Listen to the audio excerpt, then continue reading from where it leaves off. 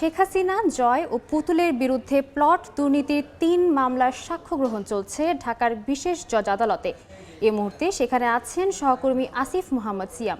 সরাসরি যাচ্ছে সেখানে। শেখ হাসিনা এবং তার ছেলেমেয়ের বিরুদ্ধে পূর্বাঞ্চলে প্লট দুর্নীতির মামলায় আজ দ্বিতীয় দিনের মতো সাক্ষ্য গ্রহণ অনুষ্ঠিত হচ্ছে।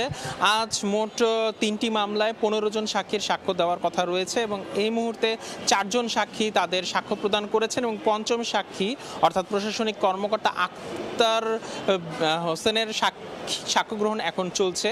আজ মূলত সাক্ষীরা দুদকের কর্মকর্তারা বাদী হিসেবে এই মামলায় যেই অভিযোগ এনেছেন এবং যেই জব্দ তালিকা করেছেন সেই জব্দ তালিকার পক্ষে তারা সাক্ষী দিচ্ছেন।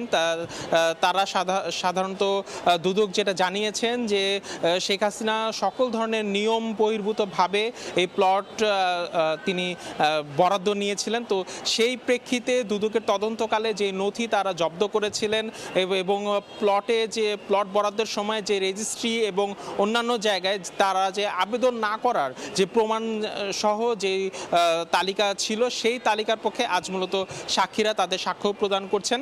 তো এর আগে দুদকের বাদীরা জানিয়েছিলেন যে তৎকালীন সরকারি কর্মকর্তারা সাবেক প্রধানমন্ত্রীকে খুশি করার জন্য তার এই অনিয়মে তাকে সহযোগিতা করেছিলেন এবং সেই অনিয়মের প্রেক্ষিতে দুদক তাদের যে অনুসন্ধান চালায় এই অনুসন্ধানের সময় যে সকল সরকারি কর্মকর্তাদেরকে তারা সংশ্লিষ্ট পেয়েছেন সেই জব্দ তালিকাতে আজ সাক্ষীরা তাদের সাক্ষ্য প্রদান করছেন। তো এই পর্যন্ত আমার কাছে এখন সর্বশেষ।